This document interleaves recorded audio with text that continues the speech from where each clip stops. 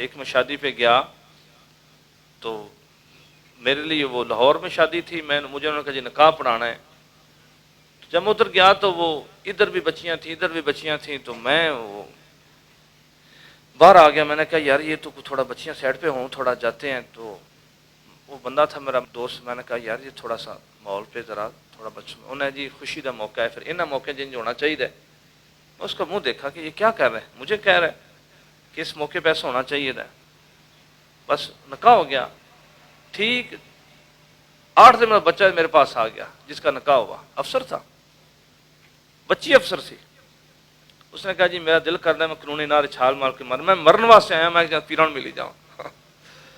میں کہ تو کہڑا عمرے تو چل رہا ہے، اللہ تو بندے خودکشی واسطے ہیں، تو کیوں ایسا؟ انہوں نے کہا بچی میرا ادب ہی نہیں کرتی. پہلے دن انہوں نے مجھے جھٹک دیا کہ میرا دروازہ نہیں کھٹکھٹانا. دوسرے انہوں نے کہا جی میں اپنے دوستوں کے ساتھ جا رہی ہوں، پارٹی ہے، تو نے میرے ساتھ نہیں جانا. میرے گھر میں تیری، میں تجھے آج بتا رہی ہوں بعد میں مسئلہ نہ بنے، گھر میں تیری ماں نہیں آئے گی، تیرا باپ نہیں آئے گا، یہ نہیں ہوگا وہ نہیں ہوگا. کس وجہ سے؟ یہ جہالت کی وجہ سے ہے. واہ واہ واہ. مبارک صاحب رحمۃ اللہ فرمایا کرتے، فرمایا کہ نبی کی شریعت بہت بڑی، ہم بڑے چھوٹے ہیں، ہمیں نبی کی شریعت سمجھنی چاہیے. تو الحمدللہ یہ مرشد پاک کا صدقہ اللہ نے ہم پہ یہ نعمت عطا فرمائی، اللہ نے فضل فرمایا. یہ اللہ کے فضل ہیں، محض اس کا فضل ہے. آج اس بچے کی ماشاءاللہ شادی ہے، اور یہ آج جو سلسلہ چل رہا ہے مسجد میں نکاح کرنا. اگر یہی نکاح ہم شادی حال میں پڑھاتے تو وہاں پہ کیا کچھ ہوتا، گانے ہوتے، بے پردگی ہوتی، کیا کیا لوگوں کی عقل پہ پردہ پڑ گیا. کیسا بندہ ہوگا کہ جس کی نظروں کے سامنے اس کی بیوی غیر مرد کے ساتھ ناچتی ہوگی تو وہ کہتا ہوگا میاں میں چینج ہوتا ہے. عقل نہیں کام کرتی. اللہ، عقل نہیں کام کرتی. کیسے حالات ہو گئے. یہ جو شادی ہے یہ کوئی لو لب کا نام نہیں ہے، یہ کوئی شراب نوشی یا نچنا گانا یہ کوئی بری چیز نہیں ہے. شادی پیغمبروں کا طریقہ ہے، نبیوں کا طریقہ ہے. جتنے نبی آئے ان میں سنت اور نکاح یہ تواتر کے ساتھ نبیوں کی سنت ہے. صرف 2 نبیوں کے علاوہ تمام نبیوں نے اپنے نکاح فرمائے ہیں، اور کئی نکاح فرمائے ہیں. رسول مکرم صلی اللہ علیہ وسلم فرمایا کہ اللہ پاک نے مجھے دنیا میں صرف 3 چیزیں پسند ہیں، ایک خوشبو، ایک نماز میں ایک منکوحہ عورتیں، اللہ نے میرے دل میں محبت ڈال دی. مولانا مرزا صاحب فرماتے تھے یہ لفظ جو ہے یہ وہ مجہول ہے، اس کا مطلب یہ بنتا ہے کہ اللہ پاک نے نبی صلی اللہ علیہ وسلم دل میں عورتوں کے، اور اس لیے کہ عورتوں کے حقوق بن جائیں، لوگوں کو عورتوں کے متعلقہ تعلیمات حاصل ہو جائے.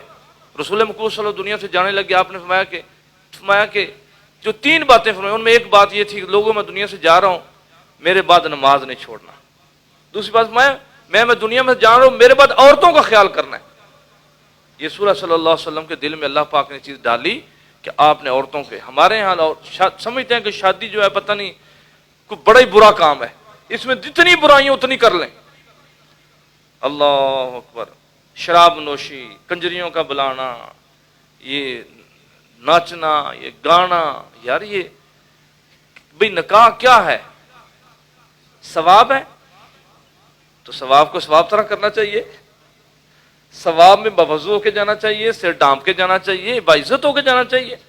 وہ ثواب کیسا ثواب ہے جس کے اندر جناب لوگوں نے شراب پی ہوئی ہے. ایک شادی میں اور میرے بھائی چلے گئے، دولہا صاحب بیٹھے ہوئے، ایک شرابی ادھر بیٹھا ہے، ایک شرابی ادھر بیٹھا ہے، ہاں کر رہے ہیں جناب، وہ فیرنگ کر رہے ہیں، وہ تمبو کے اس سے اوپر سے گولیاں نکل رہی ہیں. میں اپنے بھائی کا منہ دیکھا، اس نے میرا منہ دیکھا. ہم دونوں بھائی مسجد میں چلے گئے، چھوٹی سی مسجد تھی. یقین جانے مسجد میں گئے، مسجد میں ہمیں جفی پا کے ملی. یعنی جفی وہاں سے مراد ایسا کہ مسجد اندر قدم رکھتے گئے راحتیں نصیب ہو گئے. چھوٹا سا کمرہ اتنا لگے جو وسیع ہوتی ہے. میرے بھائی نے کہا کہ مسجد کے اندر وسعت بڑی ہوتی ہے. تو یہ دین کی برکتیں ہیں.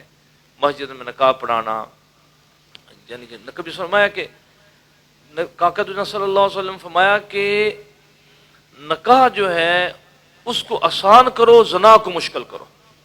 گل ہی مکا دے. نکاح کو کیا کرو؟ نکاح کو کیا کرو؟ نکاح کو کیا کرو؟ آسان کرو، نکاح کو آسان کرو، نکاح میں آسانیاں پیدا کرو، اور زنا کو مشکل کرو۔ آج اس معاشرے میں ہم نے نکاح کو اتنا مشکل کر دیا ہے کہ بندہ نکاح کرنے سے پہلے 100 دفعہ سوچتا ہے کہ ہائے میں کیا کروں، 10 کلے پوئیں بیچاں، قرض لواں، سود پہ لواں، کی کرا۔